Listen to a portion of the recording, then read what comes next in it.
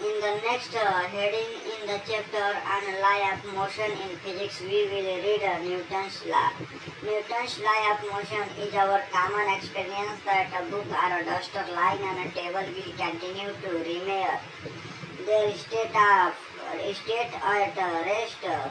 until we remove it or displace it. Thus, all bodies which are initially at rest will continue to remain at rest. Similarly, a body moving with uniform velocity, state of uniform motion, will continue its uniform motion. This state of rest or uniform motion will be continued for an infinite time unless acted upon by an external force. This is nothing but Newton's first law of motion. Newton's three laws of motions are as under. Let us now know something about it. After this, we begin to state Newton's first law. Newton's first law. Newton's first law.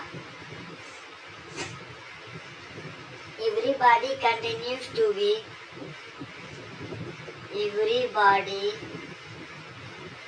continues. Everybody continues to be.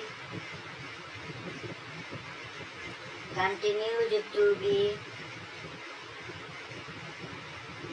Continues to be in its state of rest. In its state of rest. State of rest or of uniform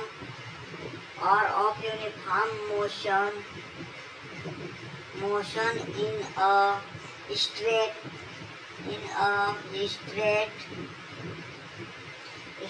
line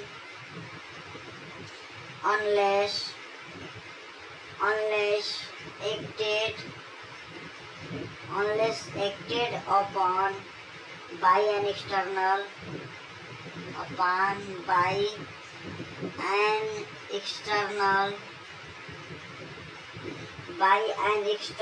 unbalanced force. Unbalanced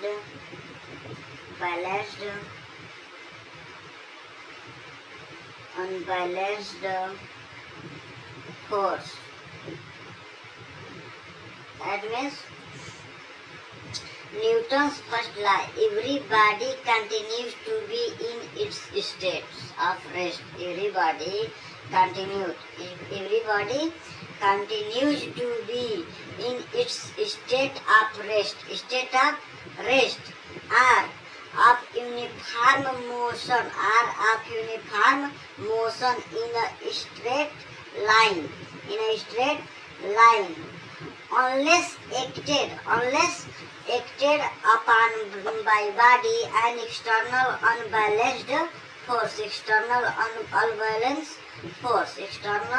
unbalanced force.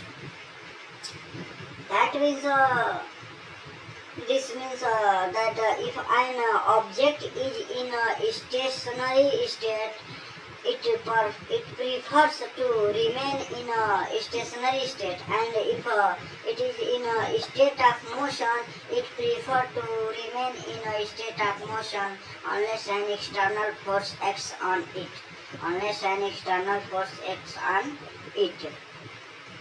Now we are going to the second rule of Newton's, the second law.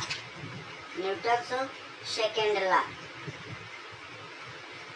Newton's second law.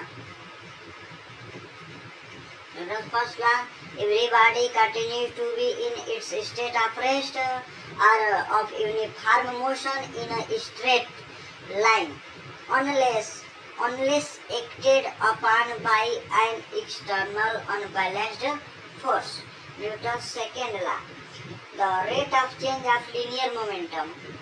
The rate of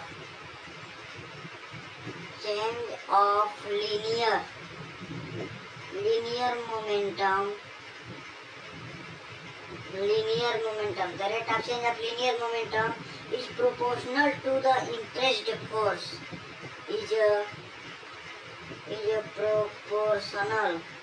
Is proportional to the impressed force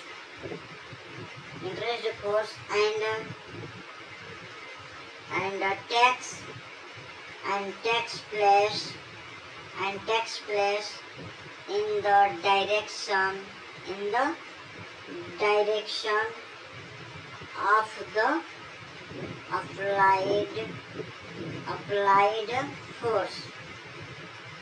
applied force. That means Newton's second law, the rate of change of linear momentum. The rate of change of linear momentum is proportional to the impressed force and takes place in the direction of the applied force. Clearly expression of Newton's second law. What does Newton's second law mean? Newton's second law means that if we push on an object,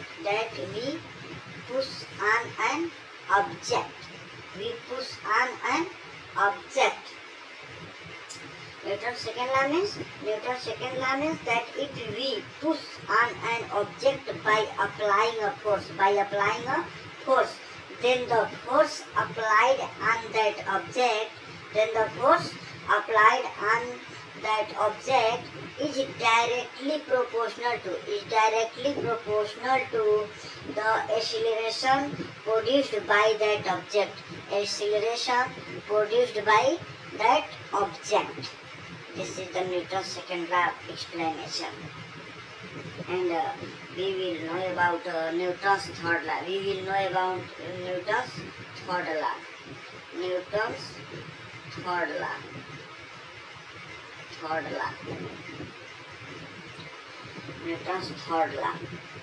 To every action,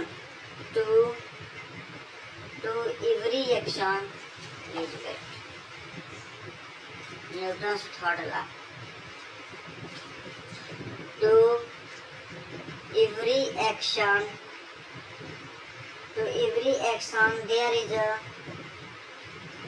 there is equal and opposite reaction.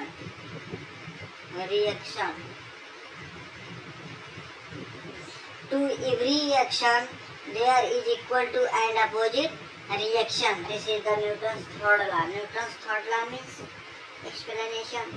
Newton's third law means that if we apply a force on an object, Newton's third law means that if we apply a force,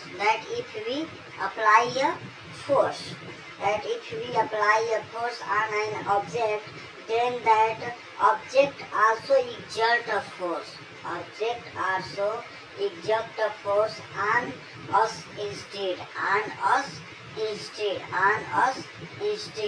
On us instead. That means to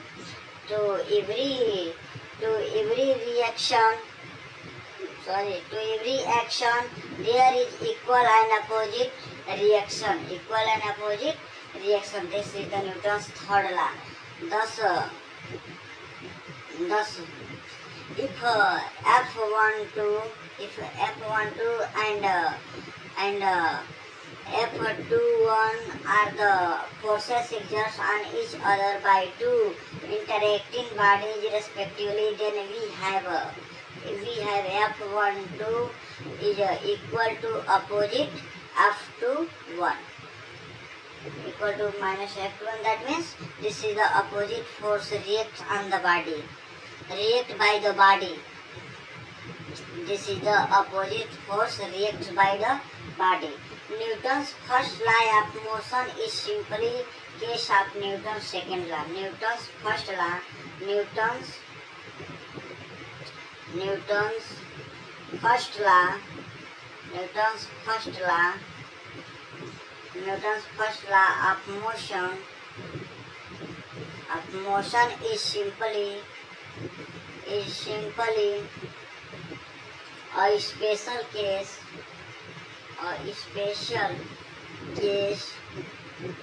Special case of second law. Special case of second law. Newton's second law of motion gives a measure of a force as the rate of change of linear momentum. Rate of change of linear momentum. If P is the momentum of the particle given by P arrow mark of MB. P arrow mark of MB. This is the formula of linear momentum. Okay. If P is the momentum of the particle given by P equal to MB, where is M is the mass and B is its velocity. Where is M is mass and B is its velocity. Then force F equal to dP by dt. dP by dt. That means d upon dt and P equal to M into V equal to M into d by dt into V. d by dt into V equal to M into d by dt into V. This is the time variant. Then dV by dt means velocity upon time. Velocity upon time equal to acceleration. So acceleration A. So F equal to M dot F acceleration A. So that if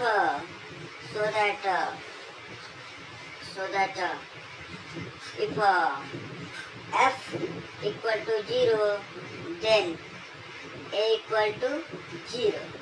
Which is the first law of motion? That is if any object is in a stationary form, then live in always stationary form.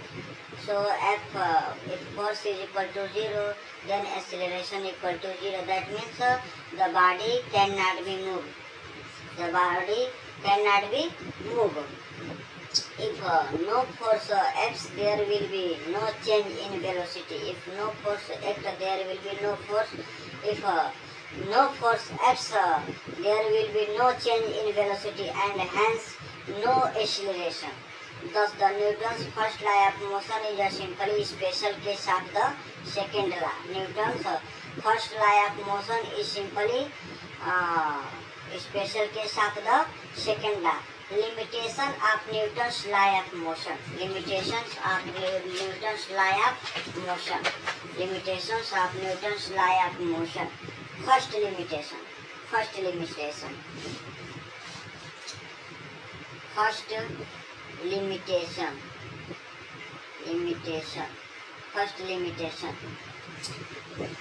The relation F equal to ma. Second law would not hold good in case M does not remain constant. First, a falling raindrop.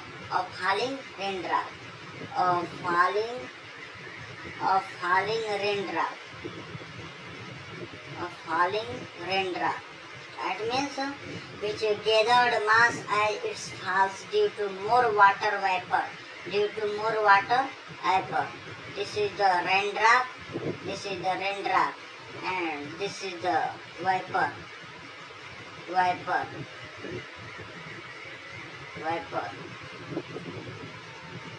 This is the vapor.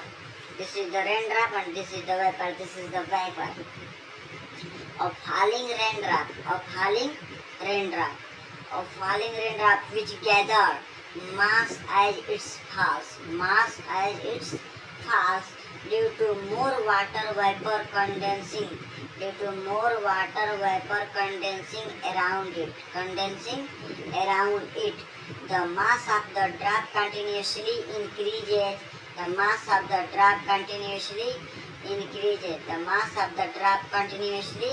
increases and therefore does not obey the condition for F equal to mi. F equal to mi.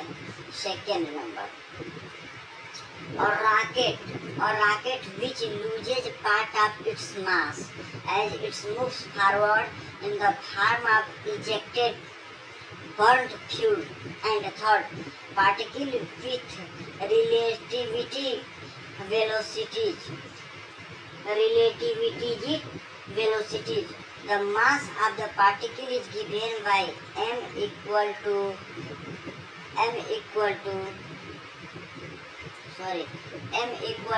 m0 upon under root of 1 minus b square upon c square, where is m0 is the mass of rest. m0 is the rest mass of the particle. m0 is the rest mass of the particle. The mass of the particle increases. The mass of the particle increases as its velocity decreases. The mass of the particle increases as its velocity becomes approachable fraction of the velocity of light c. As its velocity, the mass of the particle increases. The mass of the particle increases as its velocity becomes appreciable fraction of the velocity of light c. Second law, Newton's second law limitation. Newton's third law of motion implies that the force exerted by the two interacting bodies over each other are equal and opposite, provided both the forces are measured simultaneously. A simultaneous measurement of the two forces is possible for ordinary practical purpose if the time taken by the interaction is sufficiently large compared with the time taken by the light signal to travel from one to the other. This means that the law causes to hold good for particles of atomic dimensions for which simultaneous measurement of two forces is almost impossible. This means that the law causes to hold good for particles of atomic dimensions for which simultaneous measurement of two forces is almost impossible. It's okay. I am thanking you, my friends.